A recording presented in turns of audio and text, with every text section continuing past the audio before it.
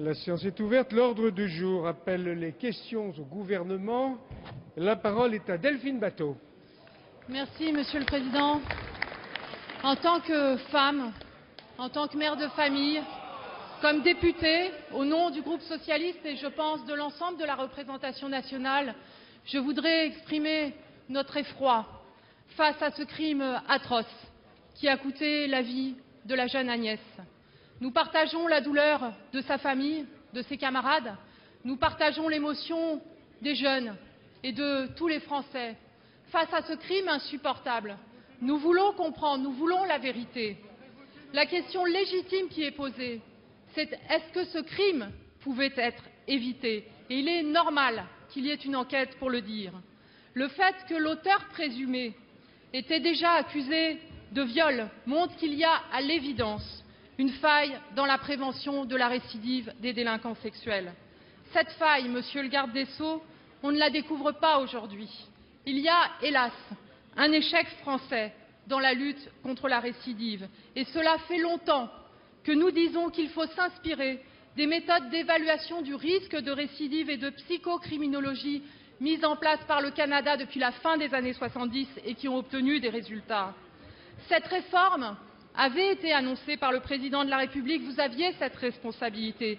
J'ai ici le communiqué de Nicolas Sarkozy qui, après avoir reçu il y a 2 ans la famille de Marie-Christine Odo, violée et assassinée alors qu'elle faisait son jogging, annonçait cette grande réforme de la psychiatrie criminelle.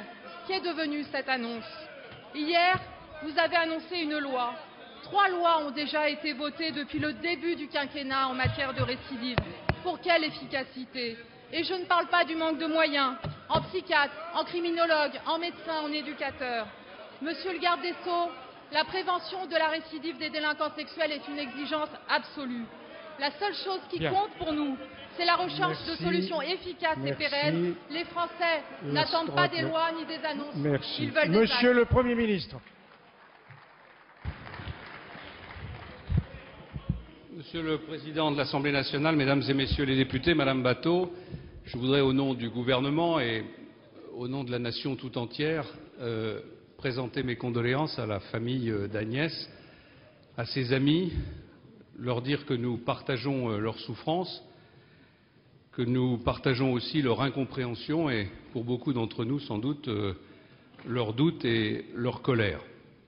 Le rôle du gouvernement, le rôle du Parlement, après un drame comme celui-là, c'est de s'interroger sur la question de savoir s'il aurait pu être évité.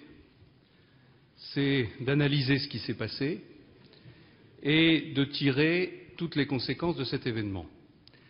À la question que nous nous posons tous, que vous avez, Madame, posée, est-ce que ce drame aurait pu être évité? Je réponds oui.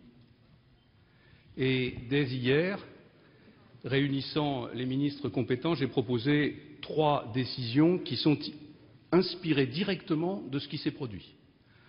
La première décision, j'ai demandé au garde des Sceaux que désormais les parquets requièrent systématiquement la mise dans un centre éducatif fermé, dans l'attente de leur procès, des mineurs qui se sont rendus coupables d'un crime sexuel.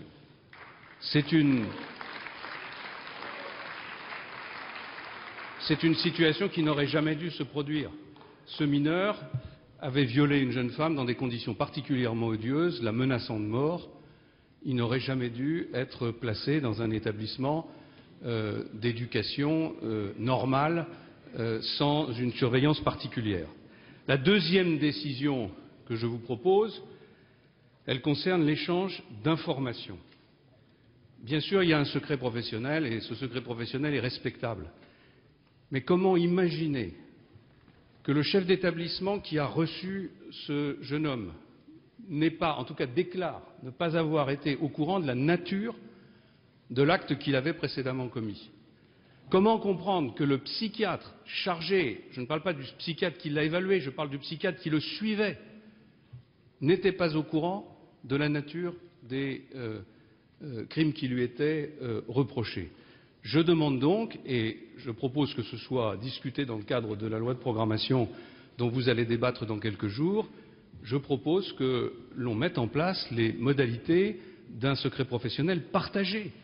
il n'y a aucune raison que les différents représentants de l'État, et je mets le chef d'établissement d'une certaine façon au niveau des représentants de l'État, puisque même dans un établissement privé, il concourt à la mise en œuvre d'un service public, il doit y avoir une information. Et ma conviction, c'est que si cette information avait été donnée, ce garçon n'aurait pas été placé dans cet établissement. Enfin, troisièmement, je vous propose de travailler ensemble dans le cadre du texte qui va être discuté dans quelques jours et qui, je le rappelle, n'est pas un texte de circonstance, c'est un texte qui avait été programmé depuis longtemps. Je vous propose de travailler ensemble sur l'amélioration de l'expertise.